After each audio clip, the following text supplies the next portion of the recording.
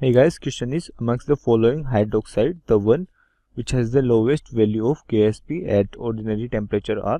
तो हमारे पास चार ऑप्शन है, उनमें हमें हाइड्रोक्साइड की गिवन है, तो we need to tell that which will have the lowest value of KSP. तो यहाँ पे KSP क्या होता है हमारे पास, KSP आयोनिक प्रोडक्ट होता है. ये सारे ग्रुप 2 के ऑक्साइड्स है, तो इसका कॉमन फॉर्मूला MOS2 मानता हूँ मैं.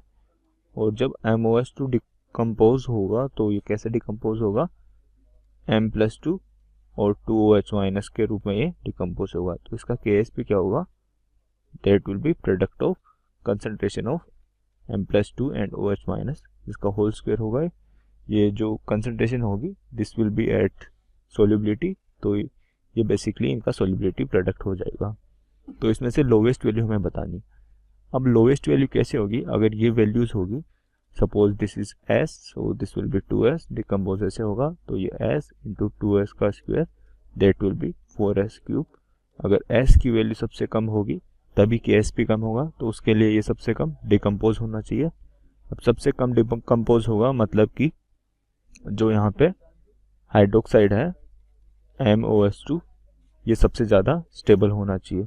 तो MOS2 सबसे ज़्यादा स्टेबल होगा तभी इसका KSP का वैल्यू सबसे कम होगा. तो सबसे ज़्यादा स्टेबल कौन सा होता है हाइड्रोक्साइड, दैट इज BeOH2. इनका हाइड्रोक्साइड का ऑर्डर डिक्रीज होता रहता है जैसे जैसे ये नीचे जाता है, क्योंकि साइज डिफरेंस आ जाता है and that plays a major role. तो let us mark the options A, B, C and D. तो करेक्ट ऑप्शन हमारा है option D. So our answer will be option D. Hello everyone, so the question, which of the following is the strongest acid, right?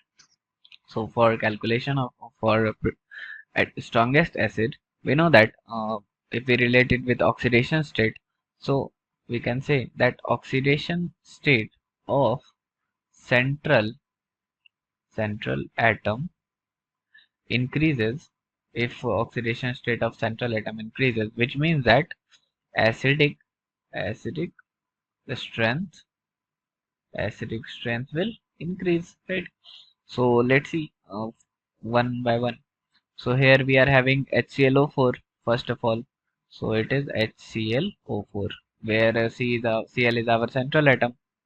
So in this structure, if we calculate the oxidation state of Cl, so let's say it is X, and if we calculate this, so for hydrogen it is 1 plus of Cl, so it is X, and plus of 4 into -2 for oxygen. This should be equals to 0 as there is no charge present. So the value of X will be equals to +7. So here Cl is present in +7 oxidation state. Now if we talk about second one, so we are having HClO3. Similarly, if we calculate right for here, so it is 1 plus of for Cl, if we take X, plus of 4 into, sorry, this time it is 3 into -2, right? So this will be 3 into -2, which is equals to 0. So from here value of X will be equals to +5. So here Cl is present in +5 oxidation state, right? Now talking about third one. So third one we are having H2.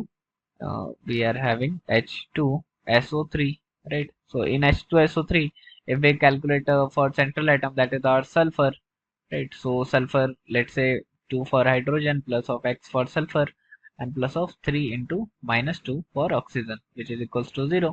So from here value of X will be equals to +4, right? And if we talk about our fourth option, so it is H2SO4.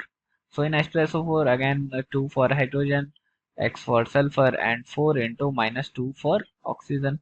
So this will be equals to 0. So from here X will be equals to +6. So here sulfur is present in +6 oxidation state, here it is in +4 oxidation state, and here chlorine is present as +7 oxidation state.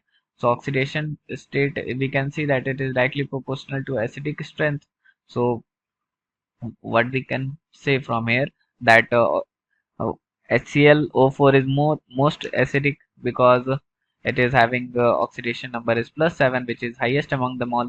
So we can say that HClO4, right? HClO4, it is strongest acid. So correct option for the question, it is option A. Thank you.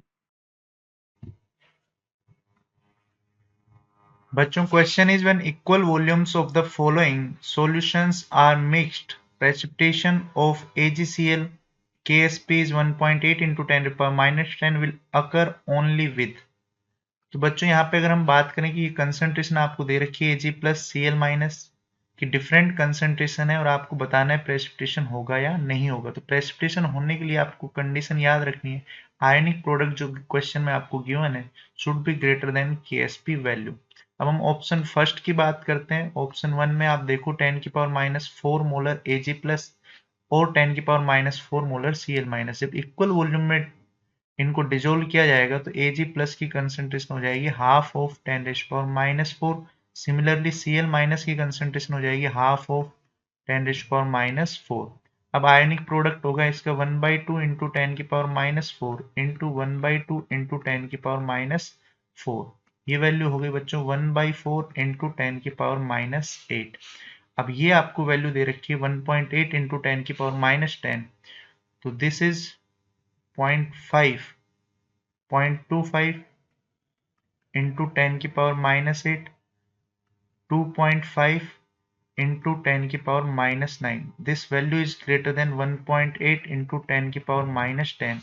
तो यहाँ पे आ जाएगा आपका this is ionic product which is greater than KSP वैल्यू। तो first option A is correct. Similarly ये हो जाएगा 10⁻5/2 10⁻5/2। तो ये वैल्यू हो जाएगी आपके पास 2.5 इंटू 10⁻11। तो यहाँ पे आयनिक प्रोडक्ट जो है वो लेस देन KSP है, तो ये भी गलत हो जाएगा। इस वाले में 10⁻6 10⁻6 10⁻12 ये वैल्यू भी लेस देन है, तो ये ऑप्शन भी गलत हो जाएगा।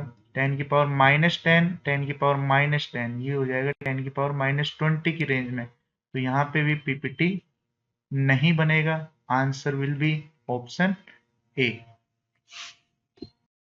इस क्वेश्चन में हमसे पूछा गया है कि the compound that is not a Lewis acid, मतलब कौन कौन से कंपाउंड लुईस एसिड नहीं है। सो हम जानते हैं लुईस एसिड होते कौन कौन। सो लुईस एसिड का मतलब होता है, लुईस एसिड होते हैं, Lewis acid can accept a pair of electrons from Lewis base, pair of electrons from Lewis base, मतलब कि इनके पास खाली ऑर्बिटल होते हैं तो उनमें वो इलेक्ट्रॉन्स एक्सेप्ट कर सकते हैं लुईस बेस से। तो हम फर्स्ट ऑप्शन में देखते हैं। फर्स्ट ऑप्शन में दे रखा है हमको BF3। सो जो बोरोन होता है, boron is electron poor and has an empty orbital, so it can accept a pair of electron, मतलब इसमें एक पी ऑर्बिटल होता है वो एम्प्टी रहता है। सो जैसे B जो हमारा इधर F लग जाएगा, इधर F लग जाएगा। जैसा कि हम देख रहे हैं कि इधर बोरोन का ऑक्टेट कंप्लीट नहीं है, सो इसके पास जो एम्प्टी ऑर्बिटल्स हैं तो ये इलेक्ट्रॉन एक्सेप्ट कर सकता है फ्रॉम लुईस बेस, तो ये लुईस एसिड होगा, लुईस एसिड होगा। सो फर्स्ट ऑप्शन हमारे रिक्वायर्ड आंसर नहीं होगा। सो बी ऑप्शन में हमको दे रखा है AlCl5। AlCl5 जैसा कि हम जानते हैं एल्यूमिनियम मैक्सिमम +3 में हो सकता है, लेकिन इधर हमको दे रखा है Al की ऑक्सीडेशन +5 में। सो जैसा कि हम जानते हैं जो एल्यूमिनियम का वो एटॉमिक नंबर होता है, एटॉमिक नंबर बराबर होता है 13 के। सो अगर ये +3 में होता तो ये इसके पास कोई भी एम्प्टी ऑर्बिटल्स नहीं होते, लेकिन अब ये +5 में है तो इसके पास जो p ऑर्बिटल्स हैं वो एम्प्टी ऑर्बिटल्स हैं इसके पास, तो ये भी हमारे लिए as a Lewis acid stand कर सकता है। सो ये भी एक हमारा लिए लुईस एसिड होगा। Lewis acid means B option भी लुईस एसिड है, मीन्स हमारे लिए अप्रोप्रिएट आंसर नहीं है B option. So C option में अपन देखते हैं। सी ऑप्शन में हमको दिया हुआ है BeCl2। सो BeCl2।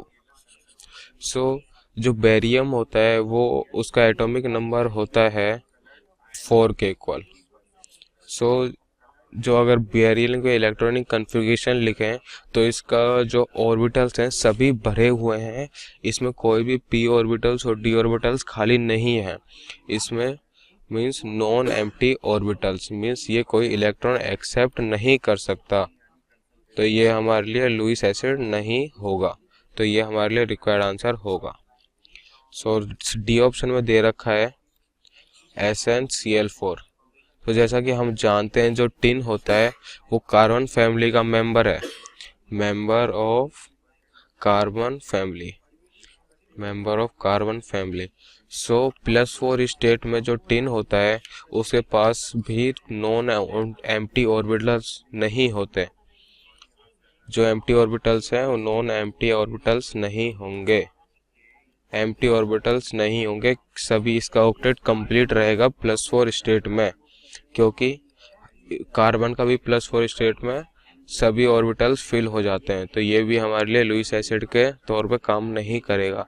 तो इस गिवन क्वेश्चन के लिए जो हमारे लिए गिवन अप्रोप्रिएट आंसर हो जाएगा वो हो जाएगा C and D।